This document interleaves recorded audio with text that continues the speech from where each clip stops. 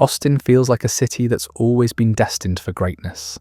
But scratch beneath the surface of those gleaming downtown towers, and you'll discover a story far more complex than most people realize. Tonight, we'll uncover how a small frontier settlement transformed into one of America's most dynamic cities, home to nearly 1 million residents and counting. Austin has weathered political upheavals, economic booms and busts, cultural revolutions, and even attempts to move the state capital elsewhere to become the vibrant metropolis we know today. We'll begin with a surprising discovery along the banks of the Colorado River, and from there, we'll trace the city's remarkable journey through centuries of growth and change. So settle in and let your imagination wander as we explore the fascinating evolution of Austin. When you think of Austin today, perhaps you picture the bustling streets of downtown during South by Southwest, food trucks serving innovative tacos, or the iconic "Keep Austin Weird" signs that dot the landscape. This city feels like the beating heart of Texas creativity and innovation. And indeed, Austin serves as both the state capital and the unofficial cultural capital of the Lone Star State. As home to the University of Texas, and with its slogan promising to keep things weird, there's an undeniable sense of youthful energy and rebellious spirit that permeates every corner. You can sense that this place has witnessed tremendous transformation over the decades. Relatively speaking, most of the tech campuses and music venues that define modern Austin aren't that old. The major technology companies arrived in the 1980s and 1990s, as did many of the music festivals that put the city on the cultural map. But the area now known as Austin has been significant to human civilization for thousands of years, and it's also the site of another hidden history. During archaeological excavations in the 1980s near present-day downtown Austin, researchers uncovered ancient artifacts that revealed a much older story. Stone tools, pottery fragments, and evidence of permanent settlements dating back over 10,000 years were discovered along the Colorado River. It's remarkable to imagine that here, where tech workers grab coffee between meetings, indigenous peoples once established thriving communities. However, the true story of Austin must begin with understanding these original inhabitants. Indigenous peoples first arrived in what would become Central Texas much earlier, perhaps as early as 12,000 years ago. It seems likely that various tribal groups were living in the Austin area for millennia before European contact. There's substantial evidence of continuous habitation, including elaborate pictographs, burial sites, and sophisticated tool-making operations. But Austin, as we know it, wouldn't emerge as a recognized settlement for quite some time. During the Archaic period, roughly 8,000 to 1,300 years ago, communities in central Texas developed increasingly complex societies. The hunter-gatherer lifestyle evolved as people learned to exploit the rich resources of the Colorado River Valley. Springs provided fresh water year-round, while the river itself teemed with fish and supported diverse wildlife. By the late prehistoric period, the area was home to agricultural communities that cultivated crops and maintained permanent villages. The Tonkawa people were among the most prominent groups living in the region when European explorers first arrived. They had established a sophisticated society with well-defined territories, trade networks that stretched across much of Texas, and seasonal camps that took advantage of the area's natural abundance. The Tonkawa were skilled hunters and gatherers who understood how to thrive in the challenging Texas environment. Austin was on the verge of a dramatic transformation, but it would only become an official settlement in the 19th century. During the period of Texas independence and early statehood, the Spanish had explored central Texas as early as the 1700s, but they never established permanent settlements in what would become Austin.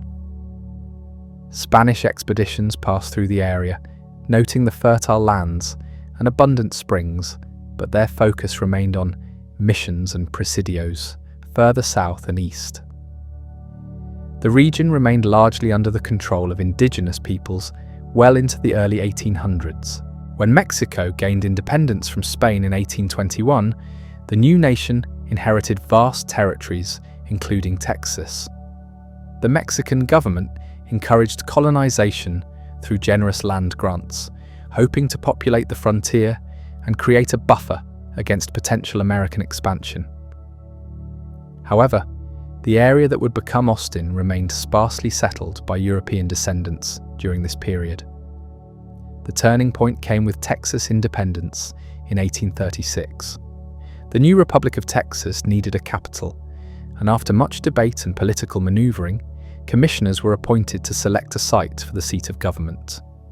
They were instructed to find a location that was central, defensible, and possessed adequate natural resources to support a growing city. In 1838, the commissioners arrived at a small settlement on the Colorado River that had been established just a few years earlier. The tiny community consisted of only a handful of log cabins and was home to perhaps a dozen families. However, the site possessed several attractive qualities that caught the commissioners' attention immediately. The location sat on a series of hills overlooking the Colorado River, providing natural defensive advantages and commanding views of the surrounding countryside. Abundant springs ensured a reliable water supply, while the river itself offered transportation possibilities and water power for mills. The land was fertile and well suited for agriculture, with vast prairies extending in all directions. Most importantly, the site occupied a strategic position at the edge of the hill country, where the eastern plains met the western highlands. This geographic location made it a natural crossroads for trade and travel between different regions of Texas. The commissioners recognized that this spot could serve as a gateway between the settled eastern portions of the state and the frontier lands to the west. The settlement had been established around 1835 by a handful of pioneers, most notably Jacob Harrell, who operated a ferry across the Colorado River. The ferry provided an essential service for travelers moving between eastern and western Texas, and Harrell's small community grew slowly as other settlers recognized the advantages of the location. When the site selection commissioners arrived, they were impressed not only by the natural advantages, but also by the potential for future growth. The area offered everything a capital city would need: water, transportation, defensive positions, and room for expansion. After careful consideration, they unanimously recommended this location to the Texas Congress. The recommendation sparked immediate controversy. Many Texans, particularly those from the more established eastern regions, opposed moving the capital to such a remote frontier location. Houston had served as the capital since 1837, and many residents there fought vigorously to retain that status. Others argued for more established cities like San Antonio or Galveston. Critics pointed out that the proposed capital site was dangerously close to the frontier, where conflicts with indigenous peoples and Mexican forces remained a constant threat. They argued that government officials would be too isolated and vulnerable in such a remote location. The nearest substantial settlement was many miles away, and communication with other parts of Texas would be difficult and time-consuming. Despite these objections, supporters of the Colorado River site prevailed. They argued that a centrally located capital would better serve all regions of Texas, and that the frontier location would encourage westward expansion and development. The site's natural advantages were simply too compelling to ignore. In 1839, the Texas Congress officially approved the site, and planning began immediately for the new capital city. The settlement was renamed Austin in honor of Stephen F. Austin, who was widely regarded as the father of Texas colonization. Austin had died in 1836, shortly after Texas independence, but his contributions to the state's development were universally recognized. The city was laid out according to a carefully planned grid system, with wide streets and spacious lots that reflected the optimistic vision of Texas leaders. The plan called for a grand Capitol building to be constructed on a hill overlooking the river, with government buildings and residential areas spreading out from that central point. Public squares were designated for markets and community gatherings, while industrial areas were planned along the riverfront to take advantage of water power. Construction began almost immediately, though progress was often slow and difficult. Building materials had to be transported over rough roads from distant locations, and skilled workers were scarce on the frontier. The first government buildings were simple wooden structures, but they represented the beginning of what leaders hoped would become a great city. The early years of Austin were marked by both promise and peril. The city's frontier location, while advantageous in many ways, also exposed residents to constant dangers. Relations with indigenous peoples remained tense, and raids on settlements were not uncommon. The threat of Mexican military action also loomed large, as Mexico continued to claim Texas as a rebellious province. Despite these challenges, Austin began to grow steadily. Government workers arrived to staff the new capital, bringing their families and creating demand for shops, services, and housing. The promise of good land and economic opportunities attracted other settlers, and by 1840 the population had grown to several hundred residents. The city's early economy was based primarily on government employment and agriculture. Farmers in the surrounding countryside produced cotton, corn, and livestock, much of which was processed or traded in Austin. The Colorado River provided transportation for goods moving to and from more distant markets, though the journey remained long and often treacherous. Education was also a priority from the beginning. The Republic of Texas had designated land for the establishment of a state university, and Austin's founders hoped their city would be selected as the site. This vision would eventually be realized, though it would take several decades and considerable political maneuvering. The first decade of Austin's existence was characterized by rapid but uneven growth. The city attracted ambitious politicians, entrepreneurs, and professionals who saw opportunities in the new capital. However, the frontier location meant that life remained challenging and sometimes dangerous for residents.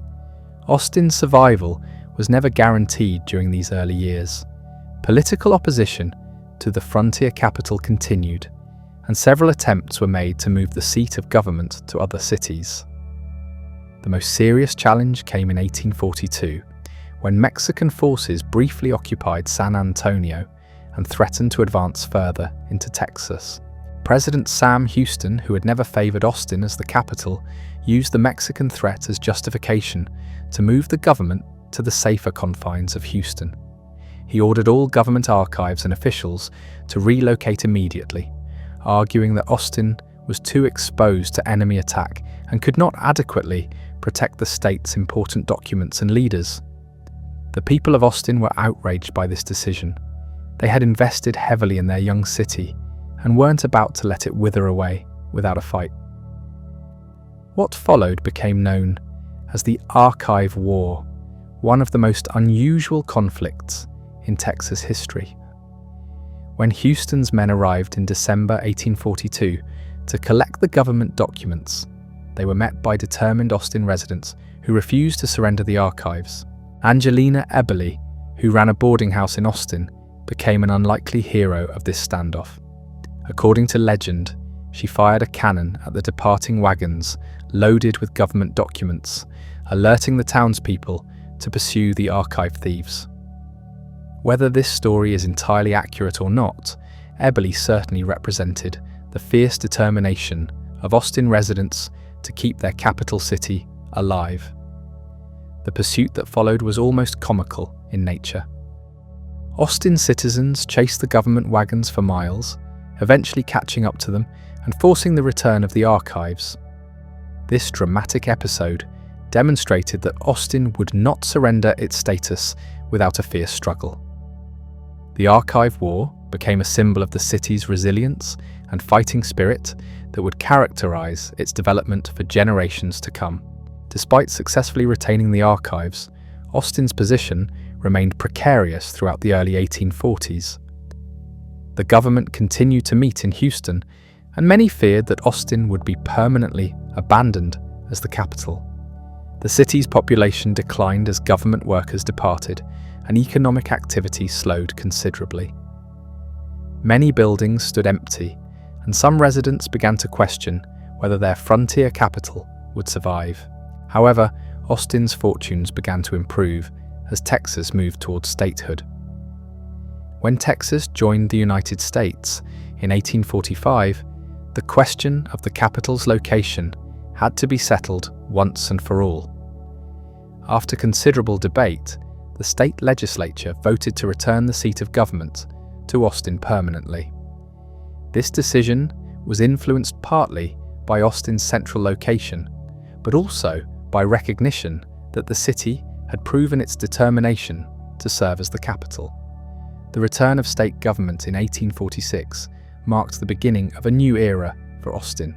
Construction resumed on government buildings, and plans were developed for a permanent state capital that would reflect Texas's new status as part of the United States. The population began to grow again as confidence in the city's future was restored. Austin's location at the edge of the hill country continued to present both opportunities and challenges. The city served as a jumping-off point for settlers heading west into the Texas frontier, creating a steady stream of visitors who needed supplies, lodging, and services. This traffic brought economic benefits, but also reinforced Austin's reputation as a rough frontier town. The California gold rush of 1849 provided an unexpected boost to Austin's economy. Thousands of gold seekers passed through the city on their way to California, following routes that led through central Texas. Austin merchants profited by selling supplies to these travelers, while local farmers found ready markets for their produce. The city briefly became a major stopover on one of the primary routes to the gold fields. During this period, Austin began to develop some of the characteristics that would define it for decades to come. The presence of state government attracted lawyers, politicians, and other professionals who brought education and cultural refinement to the frontier community. At the same time, the city's location ensured that it retained a rough-and-tumble atmosphere that appealed to adventurous spirits. The 1850s saw steady growth and development in Austin. The population reached nearly 3,000 residents by 1860, making it one of the larger cities in Texas. The economy diversified beyond government and agriculture to include manufacturing, trade, and early tourism. Visitors began arriving specifically to enjoy Austin's natural springs and pleasant climate, laying the groundwork for what would eventually become a significant tourism industry. Construction of the state capital progressed slowly but steadily during this decade. The building was designed in Greek Revival style, reflecting the architectural fashions of the period and the desire to create an impressive seat of government. When completed in 1853, the Capitol was one of the most impressive buildings in Texas and a source of considerable pride for Austin residents. The University of Texas question remained unresolved throughout the 1850s, but Austin continued to position itself as the logical choice for the state's flagship institution of higher learning. Local leaders argued that the presence of state government made Austin the natural location for the university, and they began acquiring land that could be donated for the campus. Education was already becoming important to Austin's identity during this period. Several private schools and academies operated in the city, serving the children of government officials and other affluent residents.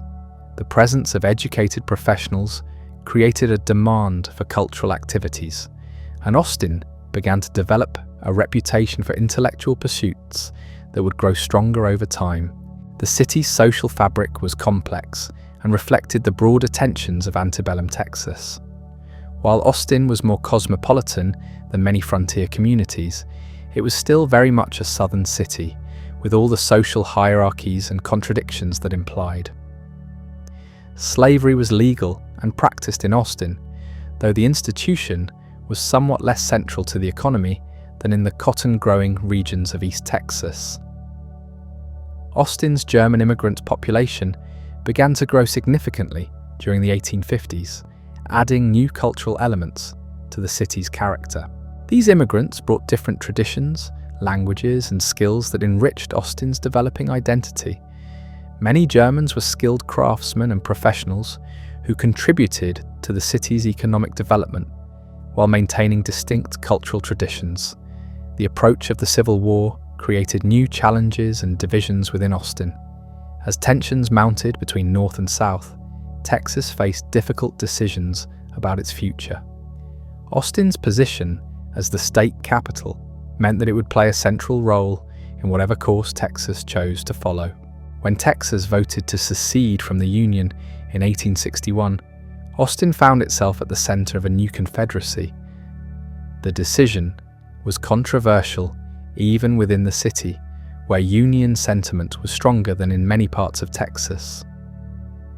Governor Sam Houston, who opposed secession, was forced from office for refusing to take an oath of allegiance to the Confederacy. The Civil War years brought both hardship and opportunity to Austin. While many young men left to fight for the Confederacy, the city's role as state capital meant that it remained active and important. Government operations continued, and Austin served as a center for Confederate administration in Texas. However, the war also brought shortages, inflation, and social disruption to Austin.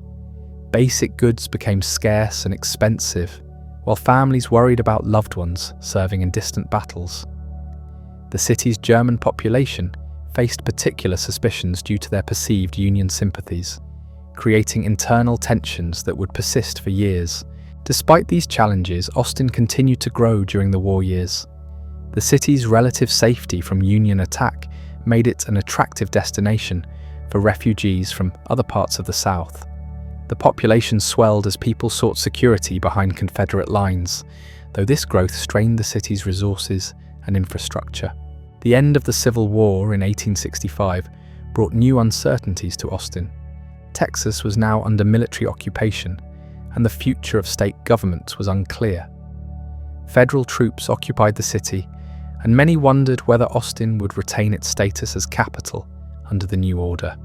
The Reconstruction period would prove to be another testing time for the young city's resilience and adaptability. Reconstruction brought significant changes to Austin's social and political landscape. The end of slavery meant that the city's African American population gained new rights and opportunities, though they also faced fierce resistance from many white residents. The establishment of schools and churches for formerly enslaved people created new institutions that would play important roles in Austin's development. Political changes during Reconstruction were equally dramatic. Military governors replaced elected officials, and new constitutions restructured Texas government. Austin's position as capital was confirmed, but the city had to navigate the complex politics of Reconstruction while rebuilding its economy and social fabric. The 1870s marked the beginning of another transformative period in Austin's history. The arrival of the railroad in 1871 connected the city to national markets and transportation networks for the first time. This development would prove to be as significant as any in Austin's early history, opening new possibilities for growth and development that would reshape the city's future. The Houston and Texas Central Railway's arrival in Austin represented far more than just another transportation option. For the first time since its founding, Austin was directly connected to the broader American economy and culture. The railroad terminus was established just east of downtown, and almost immediately the city began to experience changes that would accelerate throughout the decade. The economic impact was immediate and dramatic. Goods that had previously taken weeks to arrive by wagon could now reach Austin in a matter of days. Local merchants expanded their inventories, offering products from distant cities that had never been available before. Cotton farmers in the surrounding countryside gained access to national markets, leading to increased production and prosperity throughout central Texas. Perhaps more importantly, the railroad brought people. Businessmen arrived to establish new enterprises, skilled workers came seeking opportunities, and families moved to Austin from other parts of the country. The population began growing at an unprecedented rate, reaching nearly 11,000 residents by 1880. This represented more than a tripling of the city's size in just 2 decades. The railroad also transformed Austin's physical appearance. New commercial buildings rose along Congress Avenue to serve the growing population, while residential neighborhoods expanded in all directions from the original city center. The architectural styles began to reflect national trends rather than purely local traditions, as materials and designs from other regions became readily available. One of the most significant developments during this period was the resolution of the university question. In 1881, the University of Texas finally opened its doors in Austin after decades of political maneuvering and debate. The selection of Austin as the university's home was influenced by several factors, including the city's role as state capital and its central location within Texas. The university's establishment marked a turning point in Austin's identity. No longer would it be known primarily as a government town or frontier settlement. The presence of a major state university brought new intellectual energy and cultural sophistication to the community. Faculty members and students created demand for libraries, theatres, and other cultural amenities that had been scarce in frontier Austin. The university's impact extended far beyond cultural enrichment. It became one of Austin's largest employers and attracted visitors from across Texas and beyond. The student population added a youthful energy to the city that would become one of its defining characteristics. Local businesses adapted to serve the academic community, creating new economic opportunities and diversifying the city's economy. During the 1880s, Austin also experienced its first taste of what would later be called urban development challenges. The rapid population growth strained the city's infrastructure, leading to problems with water supply, waste management, and transportation. City leaders were forced to make substantial investments in public works projects to keep pace with growth. The most ambitious of these projects was the construction of a new water and electric system. Austin became one of the first cities in Texas to have electric streetlights, powered by a dam on the Colorado River. This hydroelectric project, completed in 1893, demonstrated the city's willingness to embrace new technologies and established a precedent for innovation that would characterize Austin throughout its history. The electric lighting project was particularly symbolic because it represented Austin's emergence from its frontier period into the modern era. The sight of electric lights illuminating Congress Avenue at night was a source of tremendous pride for residents and impressed visitors from across the region. Austin was no longer just the state capital. It was becoming a progressive, forward-looking city. However, progress came with complications. The dam project was expensive and technically challenging, leading to cost overruns and engineering problems that plagued the city for years. The experience taught Austin leaders valuable lessons about the complexities of urban development and the importance of careful planning. The 1890s brought both triumph and tragedy to Austin.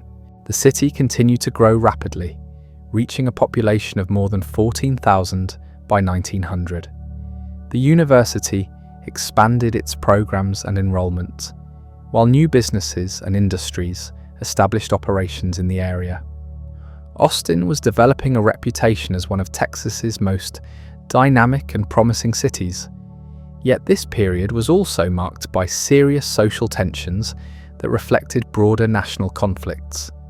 The end of Reconstruction had brought new forms of racial segregation and discrimination that limited opportunities for Austin's African American residents.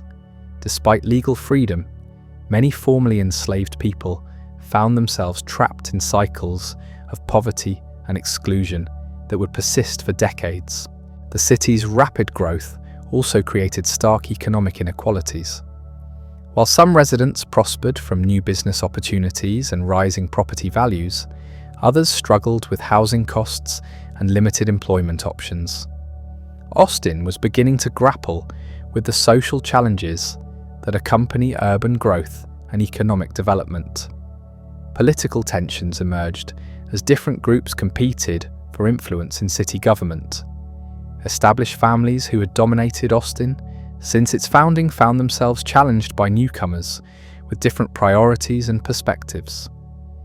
These conflicts often played out in debates over city spending, development policies, and social issues.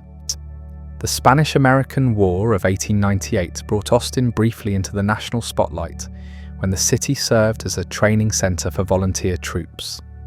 Thousands of soldiers passed through Austin on their way to training camps, providing local businesses with a temporary economic boost while giving residents a sense of participation in national affairs. The turn of the 20th century found Austin poised for another period of transformation. The city had successfully evolved from a frontier settlement into a substantial urban centre, but new challenges and opportunities lay ahead. The automobile was beginning to appear on Austin streets, promising to revolutionise transportation and urban development patterns. Meanwhile, the discovery of oil in other parts of Texas was creating new wealth and economic opportunities that would eventually reach Austin. The city's leaders were already beginning to discuss how Austin could participate in the state's emerging oil economy while maintaining its identity as the seat of government and higher education. The early 1900s saw Austin grappling with the growing pains that accompany rapid urban development. The city's infrastructure, much of it built hastily during the boom years of the 1880s and 1890s, required substantial upgrades and repairs. Water and sewer systems needed expansion, streets required paving and improvement, and public services had to be enhanced to serve the growing population. City planning became a serious concern for the first time in Austin's history. The original grid system laid out in the 1840s was proving inadequate for a modern city, and officials began considering more sophisticated approaches to urban design. The City Beautiful movement, which was influencing urban planning across America, found supporters in Austin who advocated for parks, boulevards, and civic improvements. One of the most significant developments during this period was the construction of a new state capitol building. The original 1850s structure had become inadequate for Texas's growing government, and plans were developed for a grand new building that would reflect the state's importance and prosperity. The new capitol, completed in 1888, was one of the largest and most impressive government buildings in the country. The new capitol dominated Austin's skyline and became a symbol of both Texas pride and Austin's importance. Its construction employed hundreds of workers and brought national attention to the city. The building's impressive dome, visible for miles across the central Texas landscape, reinforced Austin's status as the undisputed capital of Texas. The university also continued to expand during this period, adding new colleges and departments that attracted faculty and students from across the nation. The campus grew steadily, and university-related activities became increasingly important to Austin's economy and culture. Academic conferences, sporting events, and cultural programs brought visitors to the city while enhancing its reputation as a center of learning. Austin's musical traditions began to emerge during the early 1900s, though they would not reach full flowering for several more decades. The city's diverse population included musicians from various cultural backgrounds who began blending different styles and traditions. Local venues started featuring live music regularly, laying the groundwork for what would eventually become one of Austin's most famous characteristics. The influence of German immigrants on Austin's cultural development became increasingly apparent during this period. German musical traditions, including brass bands and choral groups, became important parts of the city's cultural life. German-language newspapers and social organizations flourished, creating a distinct cultural community within the broader Austin society. Mexican and Mexican-American influences also shaped Austin's developing identity. The city's location in South Texas meant that Hispanic culture had always been present, but the early 20th century saw increased recognition and celebration of this heritage. Mexican restaurants, festivals, and cultural organizations became more prominent parts of Austin's social fabric. The Progressive era brought new reform movements to Austin, as civic leaders sought to address urban problems through systematic approaches. Public health initiatives, educational reforms, and government efficiency measures all found support among Austin residents who wanted their city to serve as a model for other Texas communities. Women's suffrage activism gained momentum in Austin during this period, with local women organizing to support voting rights and other social reforms. The presence of the university provided a platform for women's rights advocates, while the city's educated population was generally more supportive of progressive causes than residents of more conservative Texas communities. Labor organizing also emerged as a significant force in Austin during the early 1900s. As the city's economy diversified beyond government and agriculture, industrial workers began forming unions and advocating for better working conditions. These efforts sometimes led to conflicts with business owners and city officials, reflecting broader national tensions between labor and capital. The First World War brought new challenges and opportunities to Austin. The city's role as state capital made it important for coordinating Texas's war effort, while the university contributed to research and training programs. Local industries adapted to support the war effort, and Austin residents participated enthusiastically in bond drives and other patriotic activities. However, the war also created social tensions within Austin. German Americans, who had been respected members of the community for decades, suddenly faced suspicion and discrimination. Some German cultural organizations were forced to close or modify their activities, while German language publications came under scrutiny. These experiences highlighted the fragility of ethnic tolerance during times of national crisis. The war's end in 1918 was followed by a period of economic adjustment as Austin adapted to peacetime conditions. The city had grown significantly during the war years, and leaders faced the challenge of maintaining prosperity while addressing accumulated infrastructure needs. The 1920s would bring new opportunities for growth and development, but also new challenges that would test Austin's adaptability once again. The post-war decade saw Austin beginning to develop some of the characteristics that would later make it famous. The music scene continued to evolve, with jazz and blues becoming more prominent in local venues. The university's influence on city culture grew stronger as faculty and students brought new ideas and perspectives to the community.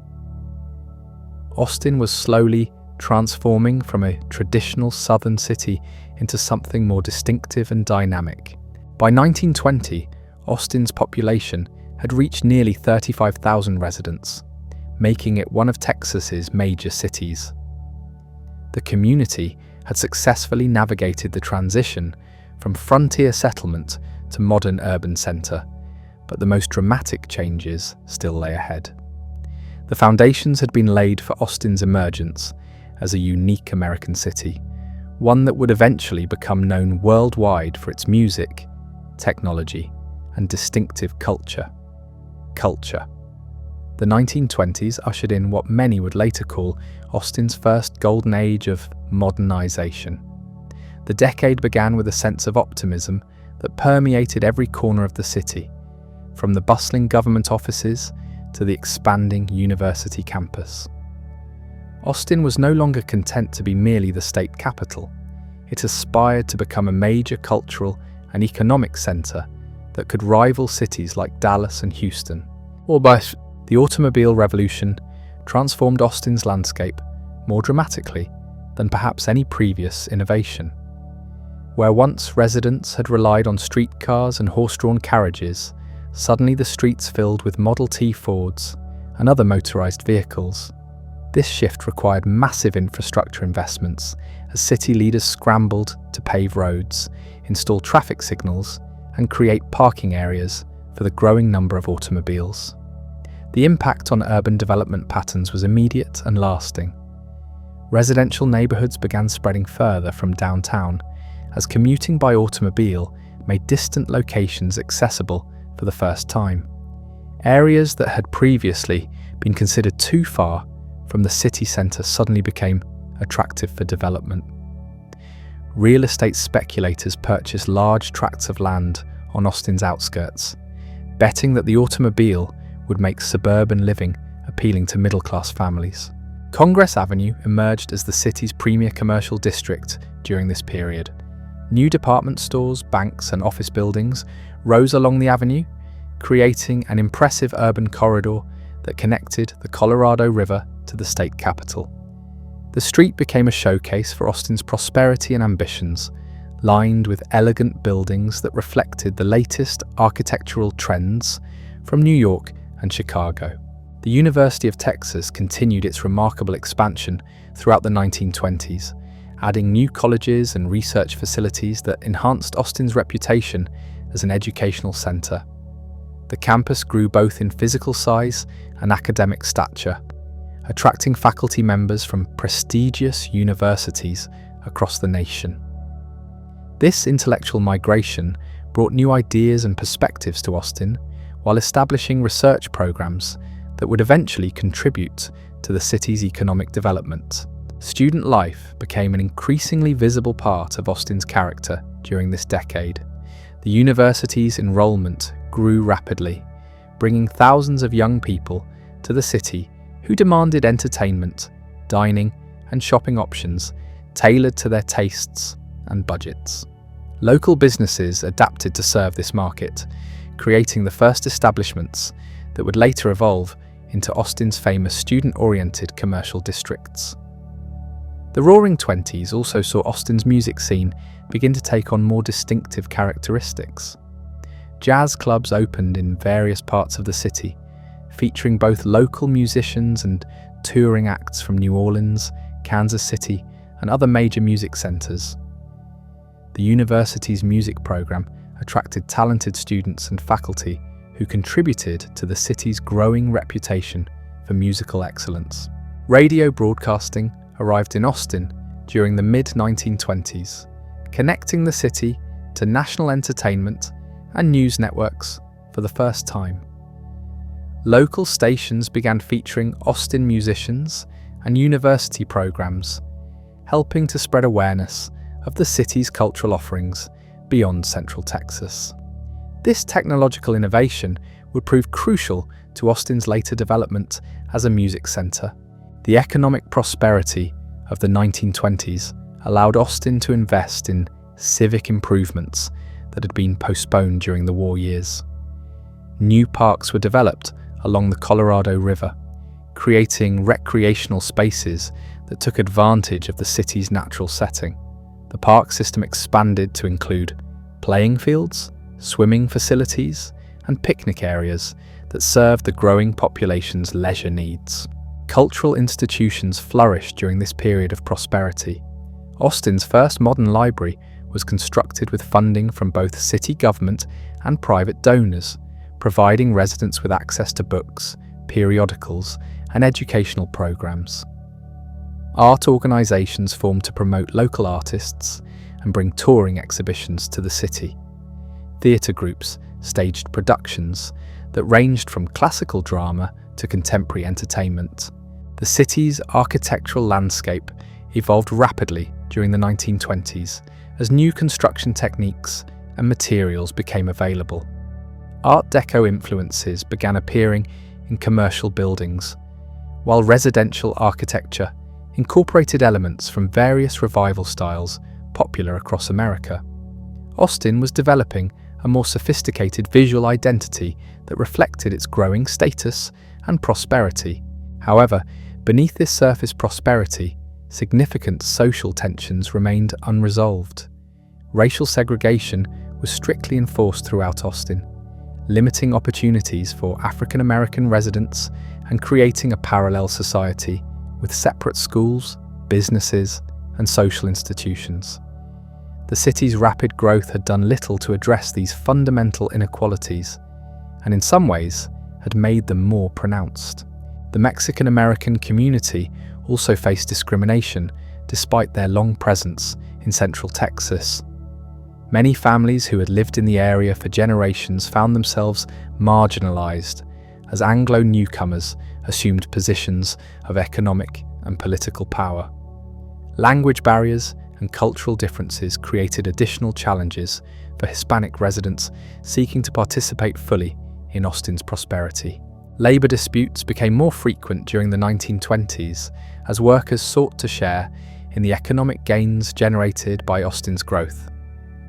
Construction workers, city employees, and university staff organized unions and occasionally went on strike to demand better wages and working conditions.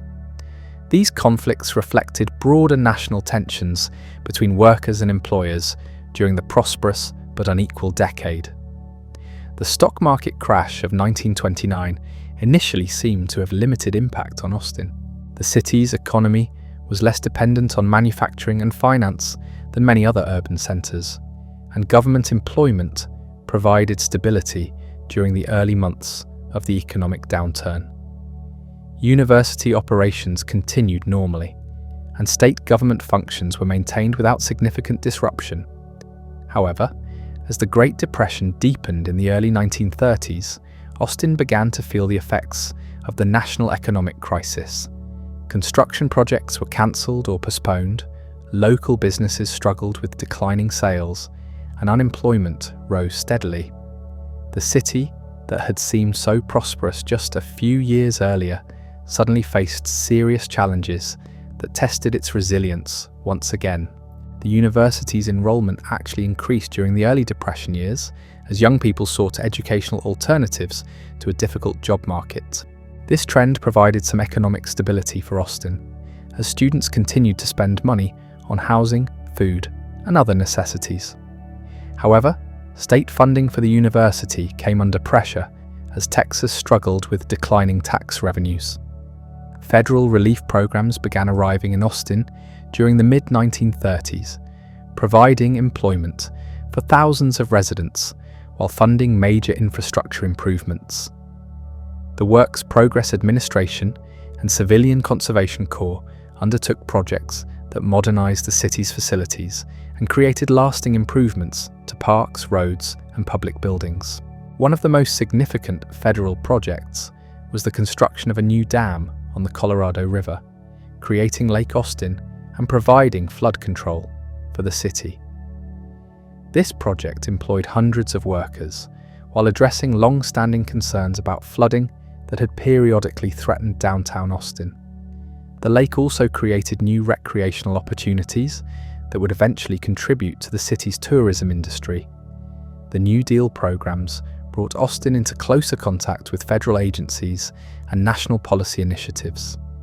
City officials traveled frequently to Washington to coordinate projects and secure funding, giving them exposure to ideas and approaches being tested in other parts of the country. This experience would prove valuable as Austin continued to evolve and modernize. Cultural activities continued despite economic hardships, often with support from federal arts programs.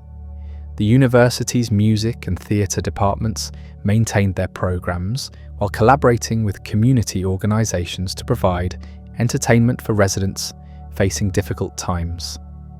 These efforts helped maintain Austin's reputation as a cultural center even during the Depression's darkest moments. The late 1930s brought signs of economic recovery as defense spending began increasing in response to international tensions. Austin's location and infrastructure made it attractive for military installations and defense-related industries. Local leaders actively courted federal agencies and military commands, arguing that Austin offered security, transportation access, and educated workforce advantages. The approach of World War II created new opportunities for Austin to demonstrate its strategic value to the nation. The city's central location, established infrastructure, and educational institutions positioned it well to contribute to the war effort. University research programs began focusing on defense-related projects, while city officials prepared for the possibility of hosting military training facilities. By 1940, Austin's population had grown to more than 87,000 residents, representing a remarkable increase from the small frontier settlement established a century earlier. The city had weathered economic depressions, political upheavals, and social changes while maintaining its essential character as the state capital and university town. However, the most dramatic transformations in Austin's history were still to come. The foundations laid during the first 100 years of Austin's existence provided the platform for even more spectacular growth and change.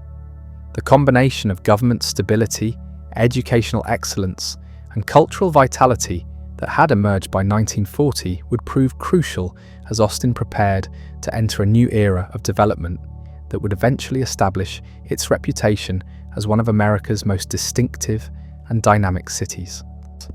World War II would bring unprecedented changes to Austin, setting in motion developments that would reshape the city's economy, population, and identity in ways that its founders could never have imagined. The sleepy government town and university community was about to become something entirely different, though it would retain the essential characteristics that made Austin unique among American cities. American cities.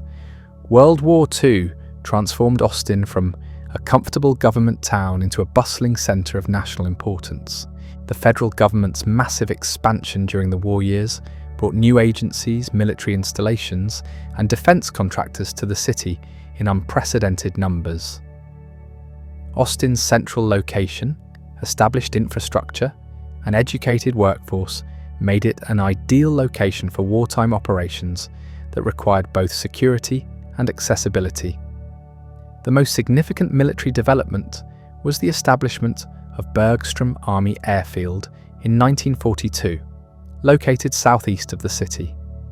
This massive installation trained thousands of bombardier crews and support personnel, bringing an influx of military personnel and their families to the Austin area.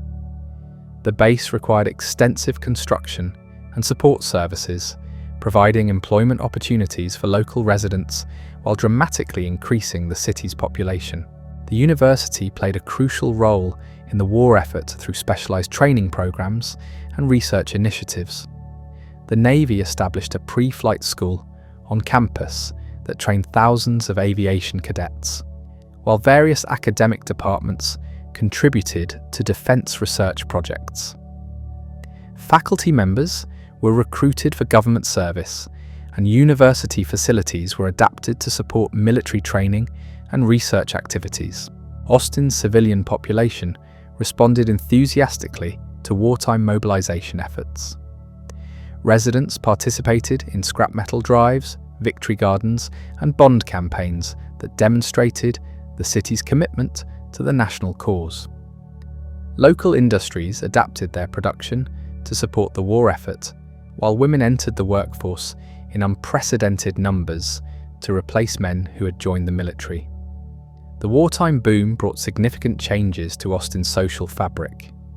The arrival of thousands of military personnel and defense workers from other parts of the country introduced new perspectives and cultural influences to the traditionally southern city. Housing shortages became acute as the population swelled beyond the city's capacity, leading to rapid construction of new residential areas and temporary housing facilities. Downtown Austin experienced a renaissance during the war years as increased economic activity brought new life to commercial districts. Restaurants, entertainment venues, and retail establishments thrived as they served the expanded population of government workers, military personnel, and university students. Congress Avenue bustled with activity day and night, creating an urban energy that the city had never experienced before. However, wartime prosperity also exposed and sometimes exacerbated existing social tensions within Austin. Racial segregation remained strictly enforced despite the presence of African American military personnel and defense workers who had come from other regions where social customs might be different. These contradictions created uncomfortable situations that highlighted the gap between democratic ideals and local practices. The Mexican American community found new opportunities in defense industries and military service, but also faced continued discrimination in housing and social settings. Some Hispanic families that had lived in Central Texas for generations discovered that wartime prosperity had made their traditional neighborhoods attractive to newcomers, leading to displacement and gentrification pressures. Women's roles in Austin society expanded dramatically during the war years as they took on jobs previously reserved for men. The university saw increased female enrollment in programs like engineering and science, while local industries employed women in manufacturing and technical positions. These changes challenged traditional gender roles and laid the groundwork for future social transformations. The end of the war in 1945 brought both celebration and uncertainty to Austin. Many residents wondered whether the city could maintain its wartime prosperity and growth once federal spending declined and military personnel returned to civilian life. The population had more than doubled during the war years, and city leaders faced the challenge of providing adequate services and infrastructure for this expanded community. However, Austin's wartime experience had fundamentally altered its trajectory. The city had demonstrated its capacity to serve national purposes while maintaining its distinctive character. The connections forged with federal agencies during the war years would prove valuable in securing future government installations and research facilities. Most importantly, Austin had gained confidence in its ability to compete with larger cities for major projects and investments. The immediate post-war period saw significant changes in Austin's physical landscape as new residential subdivisions were developed to house returning veterans and their families. The GI Bill enabled thousands of former service members to attend the university, creating a more mature and diverse student body than had existed before the war. These veterans brought different perspectives and experiences that enriched campus life and contributed to the city's evolving culture. The university emerged from the war years with enhanced national recognition and expanded research capabilities. Federal research contracts that had begun during wartime continued into the peace, providing funding for projects that attracted talented faculty members and graduate students from across the country. The foundation was being laid for Austin's eventual emergence as a major research centre. Austin's music scene began to flourish in new ways during the late 1940s as returning veterans and new residents brought diverse musical influences to the city. Honky-tonk establishments opened to serve working-class audiences, while the university community supported folk music and jazz venues. The seeds were being planted for what would eventually become Austin's most famous cultural contribution. The 1950s brought continued growth and modernization to Austin as the city adapted to its expanded role in state and national affairs. The population reached nearly 133,000 by 1950, making Austin one of Texas's major urban centers. This growth required substantial investments in infrastructure, including new roads, utilities, and public facilities to serve the expanding community. Suburban development accelerated dramatically during the 1950s as middle-class families sought newer housing with modern amenities. The automobile had become essential to daily life, and residential patterns reflected this reality, with subdivisions designed around car ownership rather than public transportation.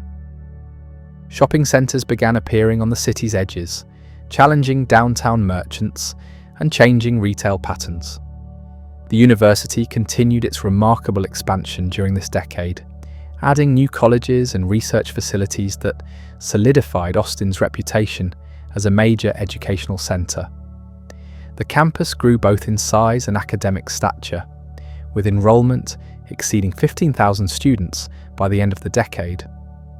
This growth brought increased visibility and prestige to Austin, while creating economic opportunities for local businesses. Austin's role in the early space program brought new technological industries to the city during the 1950s. Defense contractors established facilities to support missile and satellite development, attracting engineers and scientists who contributed to the city's growing technical expertise. These developments foreshadowed Austin's later emergence as a major technology centre. The civil rights movement began affecting Austin during the 1950s, challenging the segregation practices that had long divided the community. University integration became a particularly contentious issue as federal courts ordered the admission of African American students to previously all-white programs. These changes met resistance from some residents, but also found support among others who recognized the moral imperative for equal treatment. Music continued to evolve as an important part of Austin's identity during the 1950s. Local radio stations began featuring more diverse programming that reflected the city's changing demographics and cultural influences. Nightclub districts emerged in various parts of the city, offering entertainment options that ranged from country music to jazz and blues. The foundation was being established for Austin's later reputation as a live music capital. The decade also saw Austin beginning to grapple with environmental challenges related to rapid growth. Air and water quality concerns emerged as industrial development increased, while urban sprawl began consuming rural areas around the city. These issues would become increasingly important in later decades as Austin continued to expand. By 1960, Austin stood poised for another period of dramatic transformation. The city had successfully evolved from a wartime boomtown into a major urban centre with diverse economic foundations. Government employment remained important, but education, research, and emerging technology industries were becoming increasingly significant contributors to the local economy. The university had grown into one of the nation's largest and most prestigious public institutions, attracting students and faculty from around the world. This academic excellence provided Austin with intellectual resources and cultural sophistication that distinguished it from other Texas cities of comparable size. The stage was set for developments that would establish Austin's reputation as a unique American city. The social changes that had begun during and after World War II continued to reshape Austin's character throughout the 1950s. The city was becoming more diverse, more educated, and more connected to national trends and movements. Traditional Southern customs were giving way to more cosmopolitan attitudes, though not without resistance and conflict. Austin's music scene was also evolving in ways that would eventually bring international attention to the city.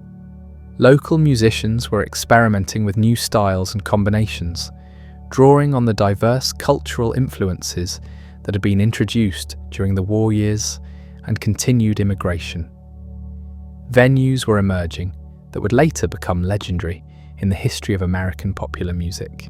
The foundations laid during Austin's first century and a quarter of existence had created a unique combination of government stability, educational excellence, and cultural vitality. As the city prepared to enter the turbulent decade of the 1960s, these assets would prove crucial in navigating the social changes and economic opportunities that lay ahead.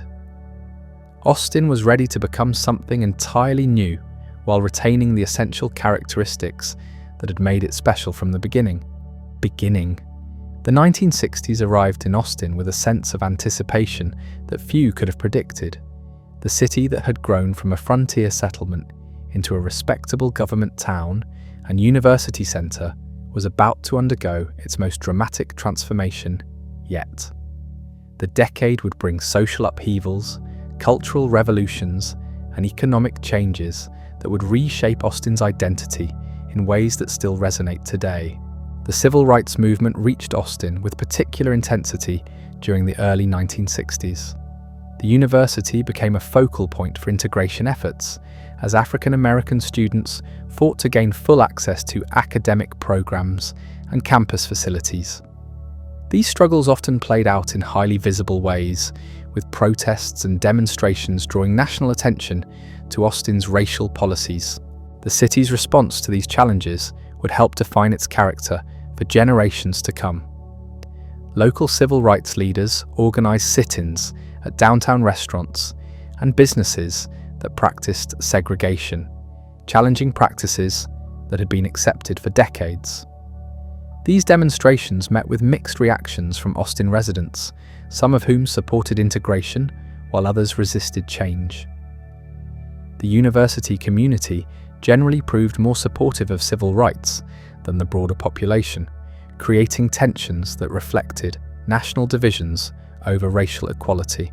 The Federal Civil Rights Act of 1964 accelerated changes that were already underway in Austin.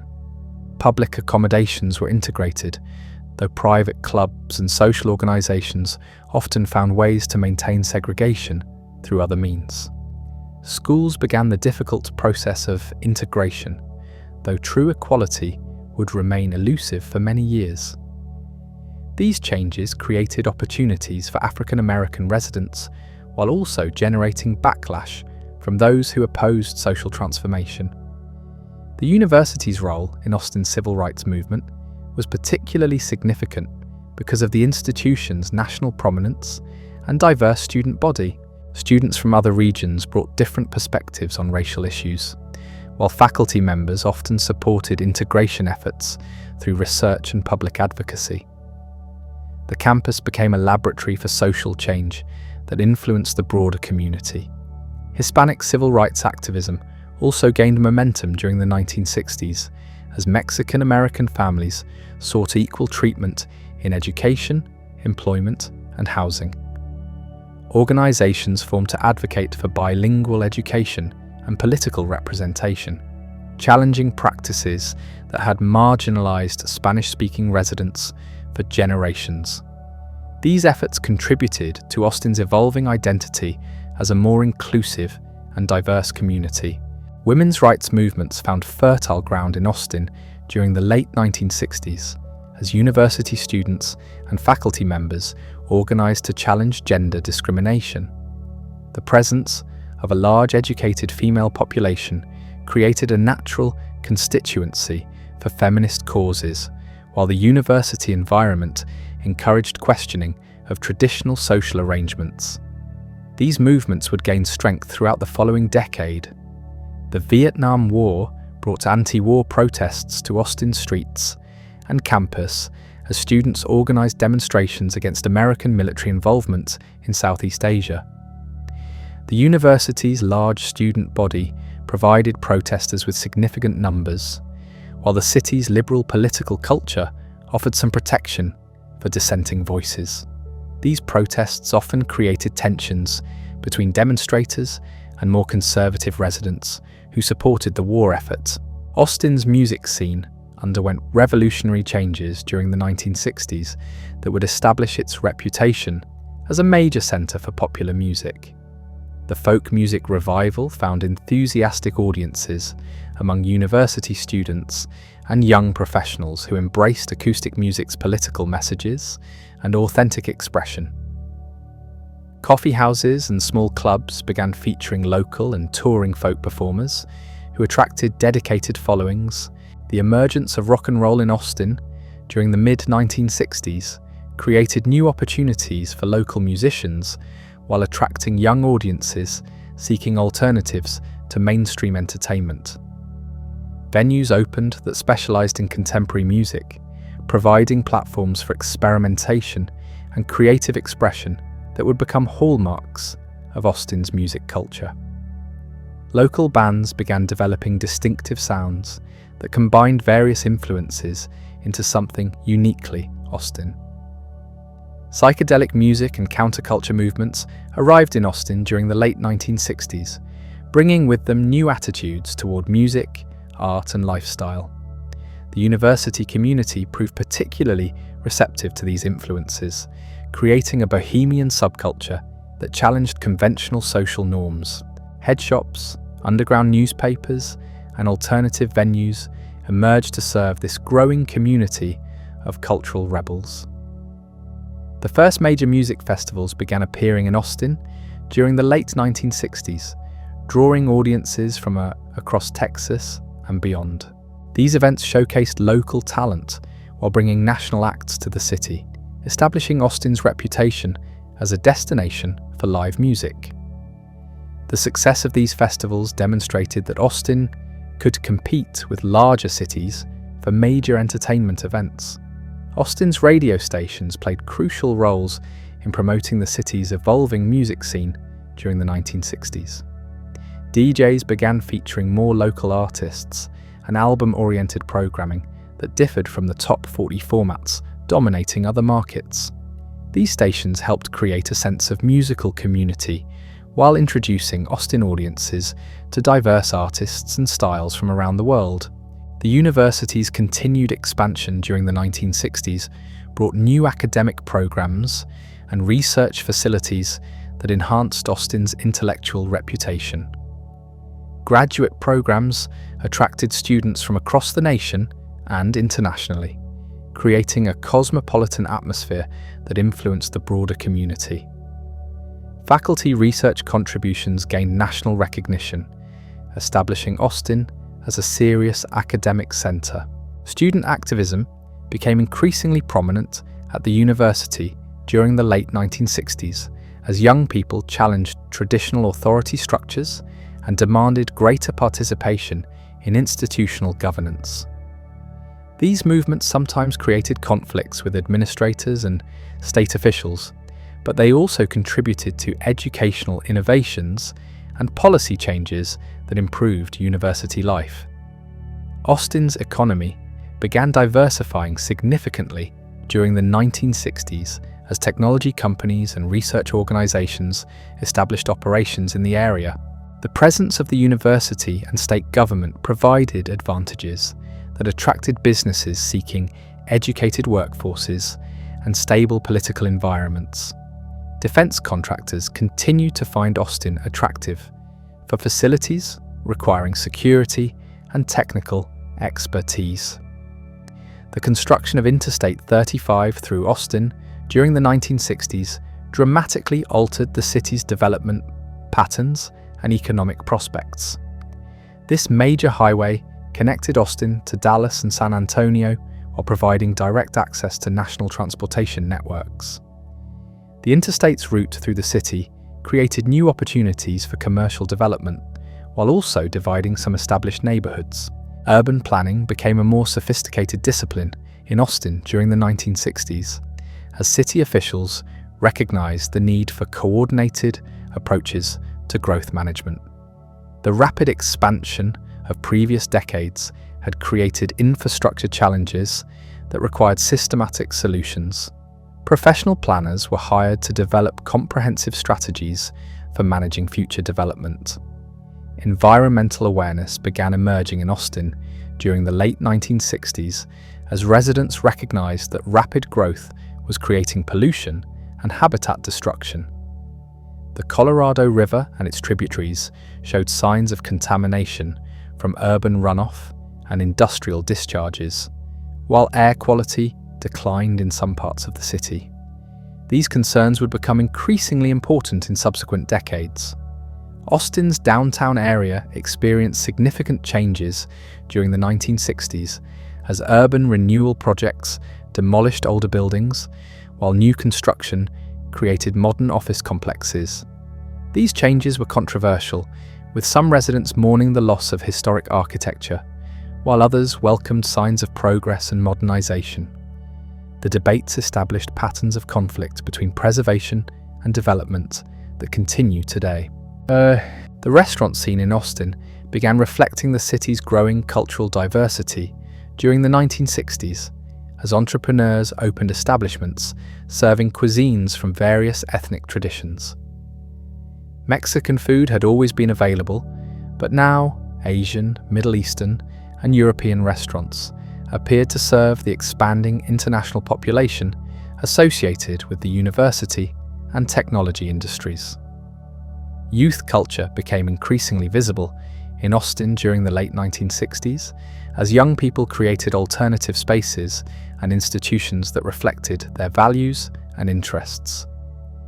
Head shops, record stores, and clothing boutiques catered to tastes that differed dramatically from mainstream consumer culture. These businesses often became gathering places for like-minded individuals seeking community and creative expression. The drug culture that emerged in Austin during the late 1960s brought both creative energy and social problems to the city. Marijuana use became common among university students and young professionals, while psychedelic drugs influenced art, music, and lifestyle choices. Law enforcement struggled to address these changes, while city officials debated appropriate responses to changing social norms. Austin's reputation as a liberal enclave within conservative Texas was solidified during the 1960s as the city embraced social changes that were resisted in other parts of the state. This reputation attracted people seeking more tolerant environments, while sometimes creating tensions with state government officials who held more traditional views. The city learned to navigate these political complexities while maintaining its distinctive character. By the end of the 1960s, Austin had been transformed from a conventional southern city into something entirely different. The combination of university influence, cultural diversity, and social activism had created an environment that encouraged creativity and experimentation. The music scene was gaining national attention, while technology industries were beginning to establish the foundations for future economic growth. The social changes of the 1960s had also created new challenges for Austin, as different groups competed for influence and resources. Racial tensions persisted despite legal integration, while generational conflicts divided families and communities. The city's rapid growth continued to strain infrastructure and services, requiring innovative approaches to urban management. The foundations laid during the 1960s would prove crucial for Austin's development in subsequent decades. The cultural vitality and creative energy that emerged during this period would become defining characteristics of the city's identity. The tolerance for diversity and experimentation that developed would attract talented individuals from around the world who contributed to Austin's continued evolution. As Austin entered the 1970s, it had established itself as a unique American city that combined Southern charm with bohemian creativity, academic excellence with technological innovation, and political progressivism with entrepreneurial energy. The stage was set for developments that would bring international recognition and transform Austin into one of America's most celebrated urban destinations. The 1970s would bring new challenges and opportunities as Austin grappled with continued growth, environmental concerns, and economic diversification. The music scene that had begun emerging in the 1960s would reach new heights of creativity and recognition, while technology industries would begin the expansion that would eventually establish Austin as a major center for innovation and entrepreneurship. The city's journey from frontier settlement to cultural capital was entering its most dynamic phase. The 1970s opened with Austin poised to capitalize on the cultural momentum that had been building throughout the previous decade. The city's reputation as a haven for creative expression and alternative lifestyles was attracting musicians, artists, and free spirits from across the nation, all drawn by the promise of a place where experimentation was not just tolerated, but celebrated. The music scene that had been quietly developing suddenly exploded into national consciousness during the early 1970s. Local venues began hosting acts that would later become legendary, while Austin musicians started gaining recognition beyond Texas borders. The combination of university students, creative professionals, and bohemian newcomers created audiences hungry for authentic musical experiences that differed dramatically from the commercial, pop-dominating mainstream radio. Armadillo World Headquarters opened in 1970 and quickly became the epicenter of Austin's emerging music culture. This converted armory hosted an eclectic mix of country, rock, blues, and folk acts that drew audiences from hundreds of miles away. The venue's success demonstrated that Austin could support ambitious musical programming while establishing the city's reputation as a destination for serious music lovers. The cosmic cowboy movement emerged from this fertile cultural environment, blending traditional country music with rock sensibilities and counterculture attitudes. Local musicians began experimenting with sounds that combined steel guitars with electric instruments, creating a distinctive Austin style that influenced artists nationwide. This musical fusion reflected the city's broader cultural identity as a place where different traditions could coexist and create something entirely new.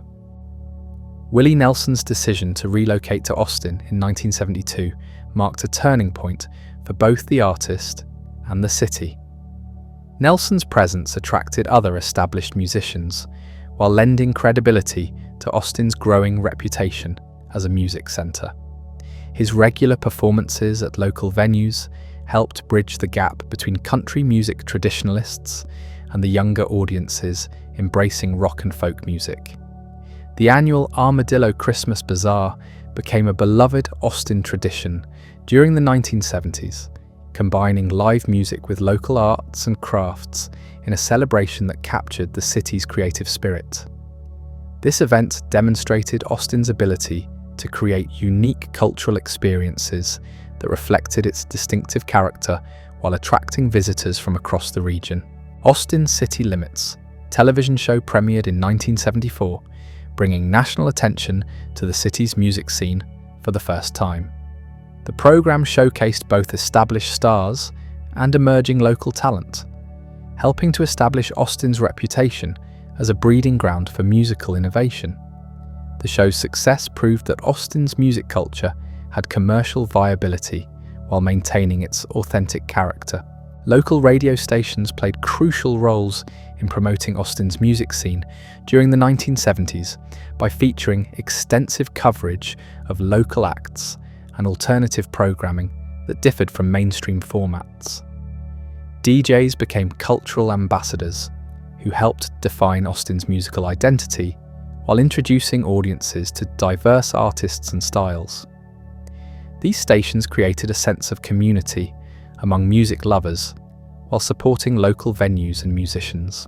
The university's influence on Austin's cultural development continued to expand during the 1970s as academic programs in music, art and communications attracted talented students and faculty who contributed to the city's creative energy.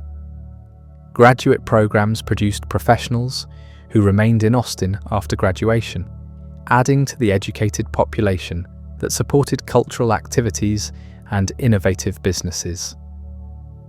Student activism evolved during the 1970s from the protest movements of the previous decade into more focused efforts to create alternative institutions and cultural spaces.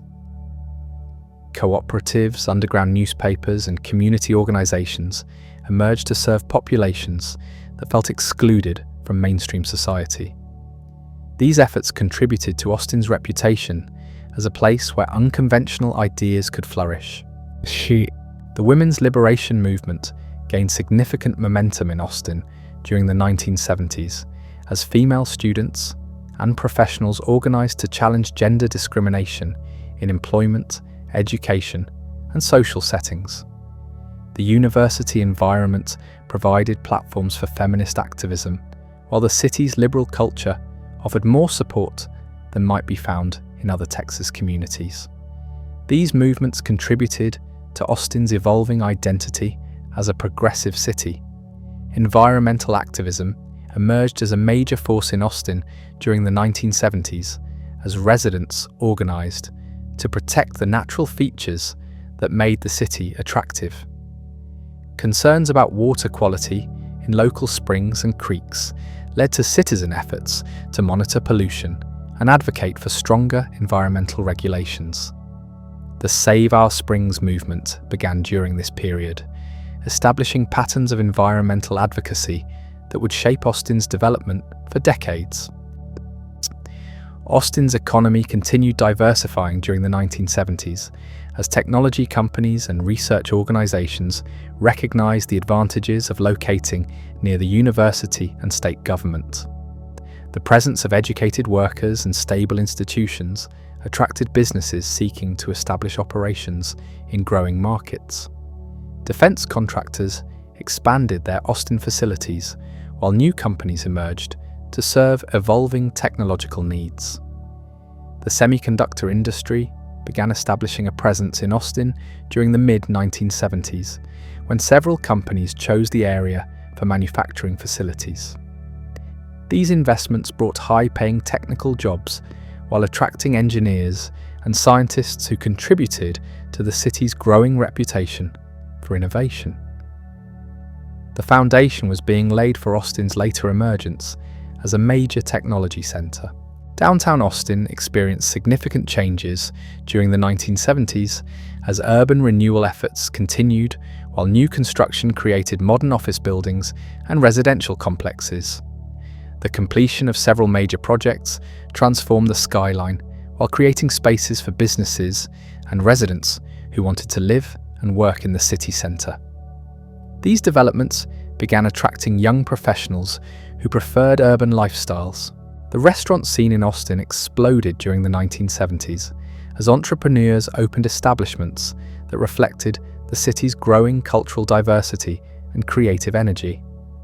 Tex-Mex cuisine gained national recognition through Austin restaurants that elevated traditional dishes while maintaining authentic flavors. Food trucks began appearing at music venues and festivals, creating the mobile food culture that would later become an Austin trademark. Austin's film industry began developing during the 1970s as independent filmmakers discovered the city's combination of interesting locations, supportive community, and relatively low costs. Several notable productions used Austin as both setting and production base, helping to establish the infrastructure and expertise that would support future film and television projects. The university's communications programs contributed trained professionals to this emerging industry. The gay rights movement found supportive ground in Austin during the 1970s as the city's liberal culture and university environment provided some protection for LGBTQ individuals seeking acceptance and community. Organizations formed to advocate for civil rights, while social venues emerged to serve gay and lesbian residents. Austin began developing a reputation as a relatively tolerant place for sexual minorities within conservative Texas. Drug culture continued evolving in Austin during the 1970s as marijuana use became increasingly accepted among university students and creative professionals. While law enforcement maintained official opposition, practical enforcement often reflected the community's changing attitudes. This tolerance contributed to Austin's reputation as a place where unconventional lifestyles were accepted. The counterculture movements that had emerged in Austin during the late 1960s matured during the 1970s into more permanent, alternative institutions and communities. Communes, cooperatives, and intentional communities formed on the outskirts of the city, attracting people seeking alternatives to mainstream American life. These experiments contributed to Austin's reputation as a place where social innovation was possible. Austin's annual Eeyore's birthday party began in 1963, but gained significant popularity during the 1970s as a celebration that embodied the city's playful and irreverent spirit. This event brought together diverse communities for a day of music, food, and festivities that celebrated Austin's unique character. The party's success demonstrated the city's ability to create traditions that reflected its distinctive identity. The Keep Austin Weird movement began informally during the 1970s, as residents recognized that rapid growth threatened the characteristics that made their city special. While the official slogan wouldn't emerge until later, the sentiment was already present among people who valued Austin's eccentricity and creativity. This awareness would become increasingly important as development pressures intensified. Local media began reflecting Austin's evolving identity during the 1970s, as newspapers, magazines, and radio stations covered the cultural developments that were attracting national attention. The Austin Chronicle was founded in 1981, but earlier publications had already begun documenting the city's transformation into a cultural destination. This coverage helped residents understand their city's significance, while attracting newcomers seeking creative communities. Urban planning became more sophisticated in Austin during the 1970s, as city officials recognized the need for coordinated approaches to managing growth while preserving the characteristics that made the city attractive. Professional planners developed zoning regulations and development guidelines that attempted to balance economic growth with environmental protection and cultural preservation. The music festival industry began developing in Austin during the 1970s, as entrepreneurs recognized the city's potential as a destination for large-scale events.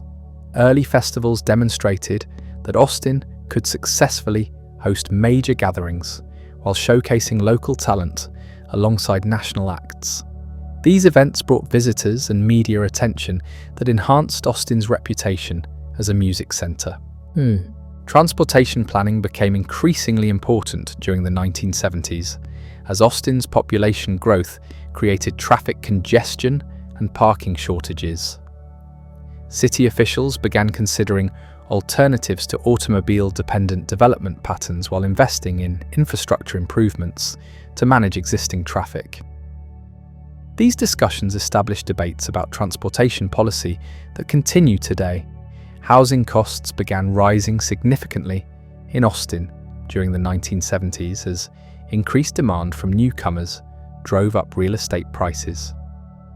Long-time residents found themselves priced out of neighborhoods they had called home for decades, while young people struggled to find affordable housing near the university and downtown areas. These pressures created social tensions that would intensify in subsequent decades. The historic preservation movement gained momentum in Austin during the 1970s as residents organized to protect buildings and neighborhoods that reflected the city's architectural heritage. Several significant structures were saved from demolition through citizen advocacy, while new regulations were developed to guide future preservation efforts. These activities reflected growing appreciation for Austin's historical identity. Austin's reputation as a liberal political stronghold was solidified during the 1970s as the city consistently supported progressive candidates and causes that differed from statewide voting patterns. This political culture attracted people seeking alternatives to conservative Texas politics, while sometimes creating tensions with state government officials. The city learned to navigate these complexities while maintaining its distinctive political identity. By the end of the 1970s, Austin had established itself as a unique American city that successfully combined multiple identities: state capital, university town, music center, and emerging technology hub. The cultural movements that had begun in the 1960s had matured into permanent institutions and traditions that defined Austin's character. The city had demonstrated its ability to attract talented and creative people while maintaining the qualities that made it special. The foundation had been laid for even more dramatic changes during the 1980s as technology industries would begin their explosive growth and the music scene would gain international recognition. Austin was ready to enter its most transformative period, building on the cultural capital and creative energy that had been accumulating for more than a decade.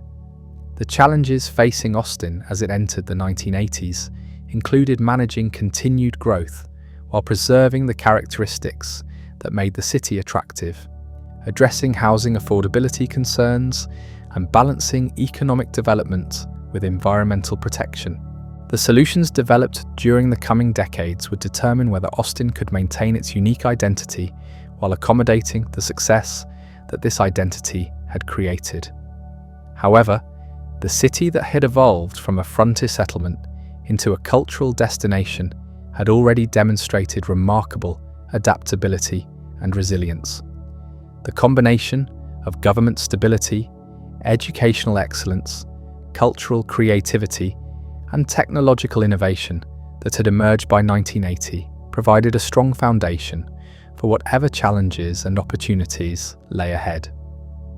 Austin was ready to become a city of international significance while remaining true to the spirit that had made it special from the beginning. The 1980s dawned on Austin with a sense of electric anticipation that seemed to charge the very air around Town Lake. The city that had spent the previous decade establishing its cultural credentials was about to experience an economic transformation that would rival any boom in its colourful history. Austin was ready to prove that a place could be both deeply creative and seriously profitable, that music venues and microchips could coexist in ways that would astonish the business world. The technology revolution that would define Austin's modern identity began somewhat quietly in the early 1980s, but the implications were enormous from the start. Companies that had been experimenting with Austin as a location for small operations suddenly began announcing major expansions and new facilities that would employ thousands of highly skilled workers. The combination of university talent, government stability, and relatively low costs created an irresistible proposition for technology executives seeking alternatives to expensive coastal locations. IBM's decision to establish a major manufacturing facility in Austin in 1983 sent shockwaves through both the local community and the national technology industry. This wasn't just another small research operation or regional sales office, but a massive production facility that would employ thousands of workers and produce cutting-edge computer systems. The announcement validated Austin's potential as a serious technology center, while demonstrating that major corporations were willing to bet their futures on the city's advantages. The ripple effects of IBM's arrival were immediate and far-reaching. Supplier companies began establishing Austin operations to serve the technology giant, while competing firms recognized that they needed to consider Austin for their own expansion plans. Commercial real estate developers suddenly found themselves scrambling to provide the specialized facilities that technology companies required, from clean manufacturing environments to sophisticated office complexes designed for research and development activities. Austin's workforce began evolving rapidly to meet the demands of the emerging technology sector. The university expanded its engineering and computer science programs to produce graduates with the skills that local companies needed, while established professionals relocated from other technology centers to take advantage of new opportunities. The city's population grew not just in numbers, but in educational attainment and technical expertise.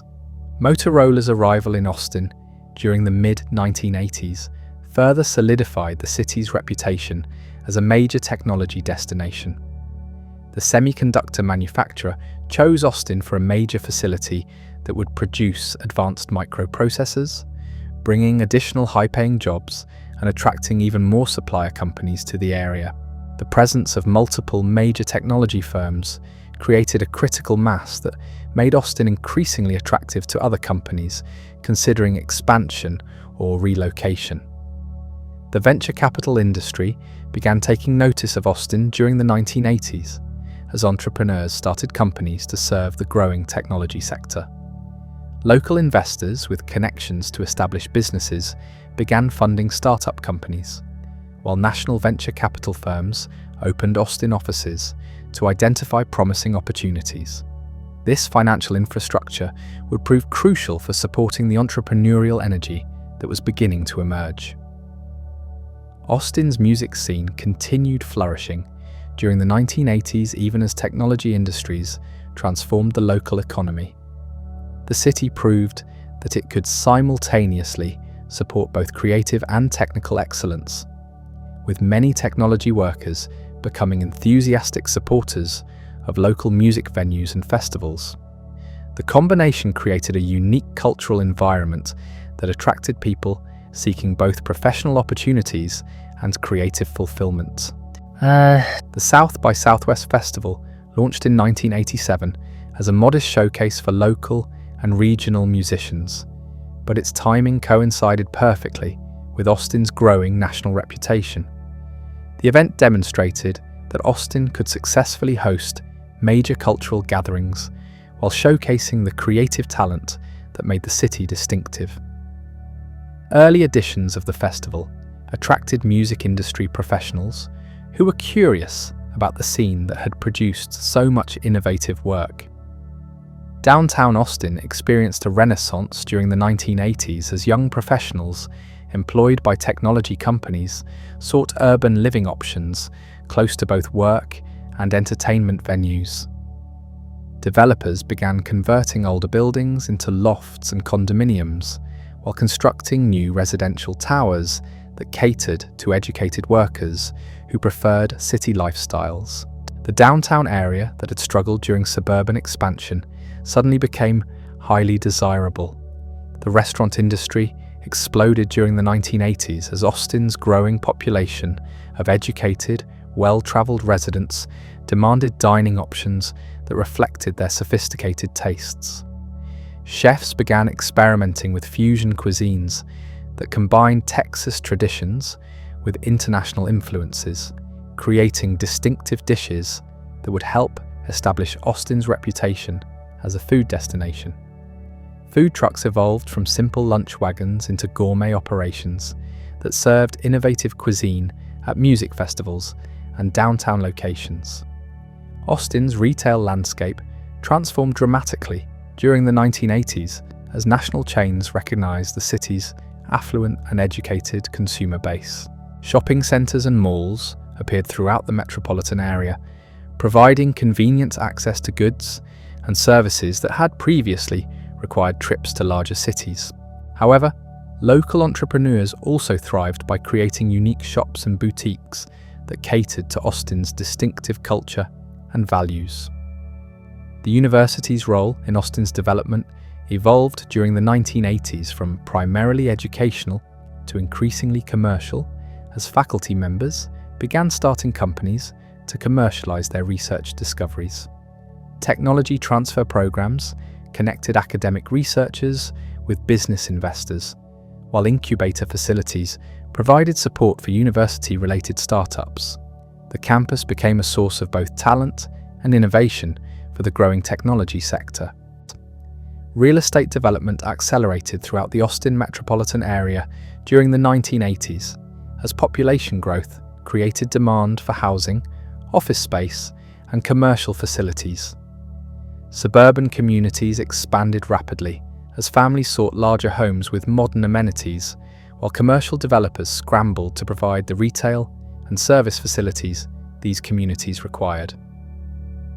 The physical landscape of Central Texas was being transformed by Austin's economic success. Transportation infrastructure became a critical concern during the 1980s as Austin's rapid growth created traffic congestion that threatened to undermine the city's quality of life advantages. City officials began planning highway improvements and considering public transportation options, while developers were encouraged to create mixed-use projects that would reduce automobile dependency. These challenges highlighted the need for comprehensive regional planning. Environmental awareness increased significantly in Austin during the 1980s as residents recognized that rapid development was threatening the natural features that made the area attractive. The Save Our Springs movement gained momentum as citizens organised to protect water quality in the aquifer that supplied much of the region's drinking water. These efforts established environmental protection as a key component of Austin's political identity. Housing affordability emerged as a significant concern during the 1980s, as increased demand from newcomers drove up real estate prices throughout the Austin area. Long-time residents found themselves unable to afford homes in neighborhoods where they had lived for years, while young people struggled to find housing they could afford on entry-level salaries. The city began grappling with the paradox of success, creating problems for existing residents. Austin's political culture evolved during the 1980s as the city's growing population included more transplants from other regions who brought different perspectives on government and public policy. The traditional liberal consensus that had dominated local politics faced challenges from newcomers who held more diverse views on taxation, development, and social issues. City elections became more competitive as different groups organised to advance their priorities.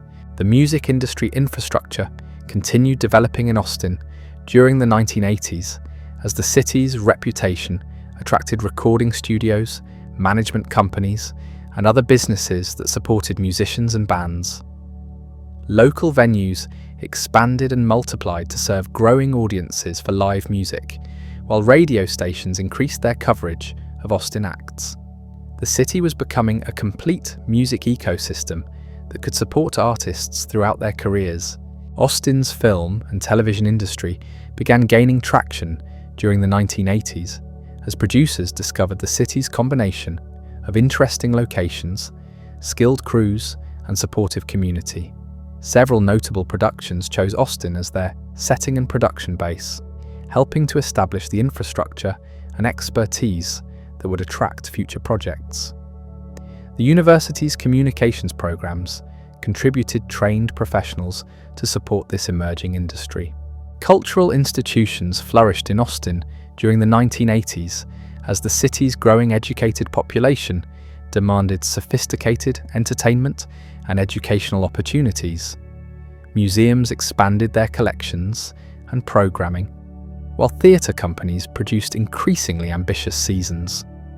The combination of university resources and community support created a cultural environment that rivaled much larger cities. The convention and tourism industry began developing in Austin during the 1980s as meeting planners discovered the city's combination of facilities, entertainment, and unique character.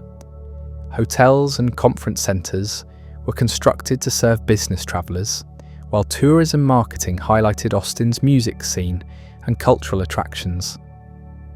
The city was learning to capitalise on its distinctive identity to attract visitors and their spending.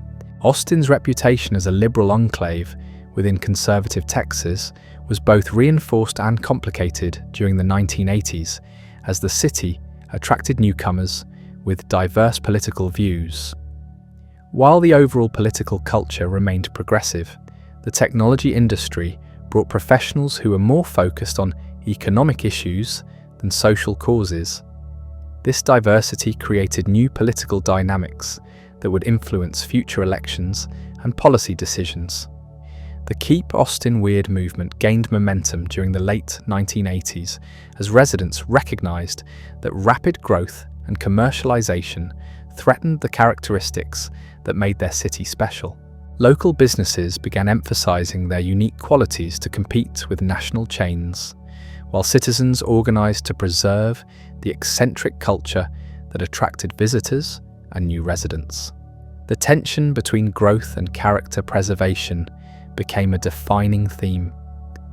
Youth culture continued evolving in Austin during the 1980s as the city's reputation attracted young people seeking alternatives to mainstream American life. The combination of educational opportunities, creative communities, and economic prospects made Austin particularly attractive to college graduates who wanted to remain in environments that supported experimentation and innovation. This demographic would prove crucial to Austin's continued evolution. Austin's sports culture began developing during the 1980s as the university's athletic programs gained national prominence, and the city's growing population could support professional teams. The connection between sports success and community identity became increasingly important as Austin sought to establish itself among major American cities. Athletic achievements provided sources of civic pride that complemented cultural and economic accomplishments. The decade concluded with Austin having established itself as a major American city with multiple strong economic foundations and a distinctive cultural identity. The technology boom had brought prosperity and national recognition, while the music scene continued attracting creative talent from around the world. The city had successfully proven that economic growth and cultural authenticity could coexist and even reinforce each other. However, the rapid changes of the 1980s had also created new challenges that would require careful management in the coming decades. Housing affordability, traffic congestion, environmental protection, and cultural preservation all demanded attention from city leaders who were trying to balance competing interests and priorities. The solutions developed would determine whether Austin could maintain its special character while accommodating continued success. The foundation laid during the 1980s provided Austin with the resources and reputation necessary to compete with any city in America for talented residents and innovative businesses. The combination of technology industries, cultural institutions, educational excellence, and government stability created a unique package of advantages that few places could match. Austin was ready to enter the 1990s as a city of national and increasingly international significance. The challenges ahead would test Austin's ability to manage success while preserving the qualities that had created that success in the first place. The city's residents and leaders would need to demonstrate the same creativity and adaptability that had characterized Austin's development from its frontier origins through its emergence as a major metropolitan area.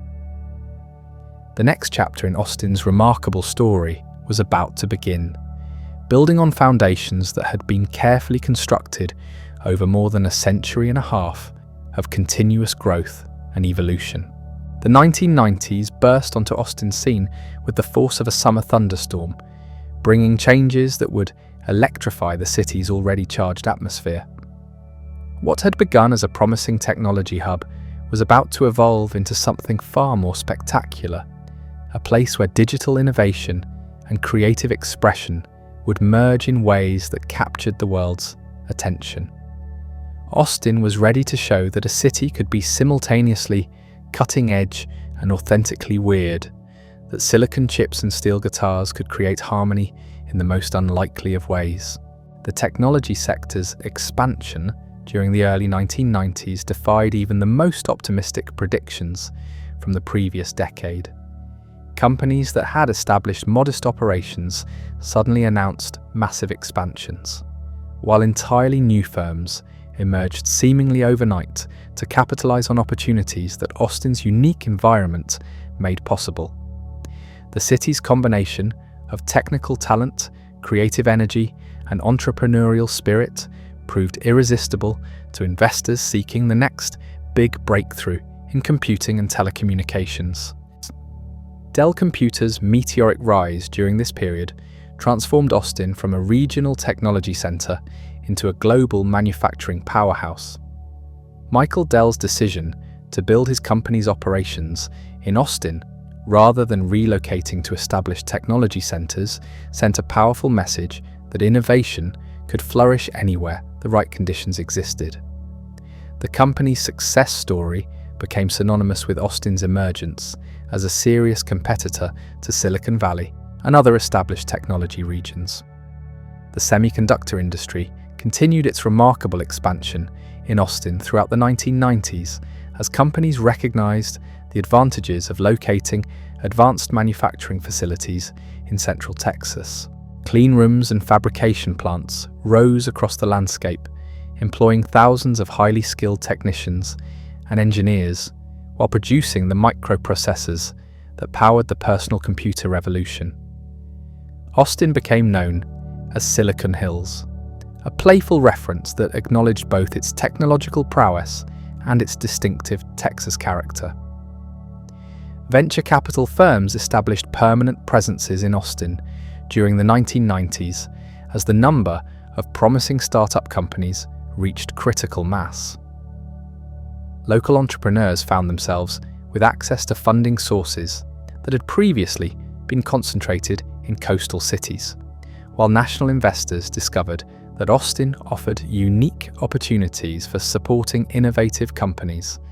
The financial infrastructure that emerged would prove crucial for sustaining the city's technological momentum. The internet boom of the mid-1990s brought another wave of companies and investment to Austin as entrepreneurs rushed to capitalize on the possibilities of global digital networks. Web development firms, e-commerce companies, and internet service providers established operations throughout the metropolitan area, often founded by young professionals who were attracted by Austin's combination of technical opportunity and cultural vitality. The city became a laboratory for experiments in digital commerce and online communication. Austin's music scene reached new heights of recognition during the 1990s as the South by Southwest Festival evolved from a regional showcase into an international destination for music industry professionals. Record labels began sending talent scouts specifically to discover Austin acts, while established artists chose to record in local studios that offered both technical excellence and creative inspiration. The city's musical reputation became a valuable economic asset that attracted businesses and residents seeking authentic cultural experiences. The alternative rock movement found particularly fertile ground in Austin during the early 1990s as local bands developed sounds that combined traditional Texas music with contemporary influences from grunge, punk, and indie rock. Venues throughout the city hosted emerging acts that would later achieve national and international success, while radio stations provided platforms for experimentation that commercial broadcasters in other markets avoided. Austin became synonymous with musical authenticity and creative risk-taking. Downtown Austin experienced a renaissance during the 1990s that transformed the urban core from a primarily business district into a vibrant mixed-use area that attracted residents, workers, and visitors throughout the day and night. Developers converted historic buildings into lofts and condominiums while constructing new residential towers that catered to young professionals who wanted to live within walking distance of both their jobs and entertainment venues. The downtown population grew dramatically as urban living became increasingly attractive. The restaurant industry reached new levels of sophistication during the 1990s as Austin's growing population of educated, well-traveled residents demanded dining experiences that reflected their cosmopolitan tastes. Chefs from other culinary centers relocated to Austin to open establishments that showcased innovative approaches to regional cuisine, while local entrepreneurs created concepts that would later be replicated in other cities. Food became another element of Austin's cultural brand that attracted visitors and new residents. Austin's film and television industry gained significant momentum during the 1990s as producers discovered that the city offered unique advantages for both location shooting and production support. The combination of interesting architectural settings, skilled crews, and supportive local government made Austin attractive for projects ranging from independent films to major studio productions. The industry's growth provided employment opportunities while enhancing the city's creative reputation. The convention and meeting industry expanded dramatically during the 1990s, as Austin's reputation for combining business facilities with unique entertainment options made it a preferred destination for corporate events and professional conferences. New hotels and conference centres were constructed to serve this growing market, while existing venues upgraded their facilities to compete for major events. The tourism revenue generated by conventions became an increasingly important component of Austin's economy. Environmental activism reached new levels of organisation and effectiveness during the 1990s as rapid development threatened the natural features that made Austin attractive to residents and businesses. The Save Our Springs Alliance successfully advocated for water quality protection measures that limited development in environmentally sensitive areas, while other organisations worked to preserve green spaces and wildlife habitats. Environmental protection became a defining characteristic of Austin's political culture. Housing affordability emerged as a critical issue during the 1990s, as Austin's economic success drove real estate prices beyond the reach of many working families. Teachers, service workers, and other essential employees found themselves unable to afford homes in the communities where they worked, while young people struggled to establish themselves in a city that had become increasingly expensive.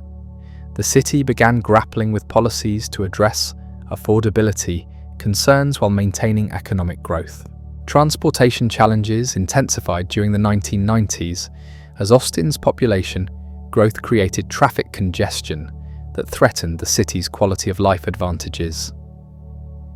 Commute times increased significantly as suburban development spread across central Texas, while downtown parking became scarce and expensive. City leaders began seriously considering public transportation alternatives while investing in highway improvements to manage existing traffic problems. The university's role in Austin's development continued evolving during the 1990s as academic programs adapted to serve the technology industry's needs for skilled graduates. New research facilities and degree programs were established to support emerging fields like computer science and telecommunications, while existing departments modified their curricula to incorporate technological innovations. The campus became increasingly integrated with the local economy through research partnerships and technology transfer initiatives. Austin's retail landscape diversified significantly during the 1990s as both national chains and local entrepreneurs recognized opportunities created by the city's growing affluent population. Shopping centers and entertainment complexes were developed throughout the metropolitan area, while downtown districts attracted unique boutiques and specialty stores that catered to Austin's distinctive culture. The retail sector became another indicator of the city's economic vitality and consumer sophistication. Political dynamics shifted during the 1990s as Austin's rapid population growth brought residents with diverse backgrounds and perspectives on government and public policy. Traditional liberal dominance faced challenges from newcomers who prioritized economic growth over social programs, while environmental activists pushed for stronger protection measures.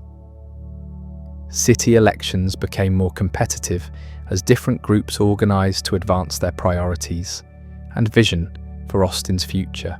From a modest frontier settlement beside the Colorado River to a gleaming metropolis that commands global attention, Austin's journey reflects the very best of American possibility and innovation. The city has weathered countless storms, from archive wars to economic downturns, always emerging stronger and more distinctive than before. Today, as tech giants and music legends call Austin home, the spirit that drove those early settlers to fight for their capital city lives on in every food truck, every startup, and every live music venue that makes this place extraordinary. Austin proves that a city can grow without losing its soul, that progress and authenticity need not be enemies, and that sometimes the most unlikely combinations create the most beautiful harmony.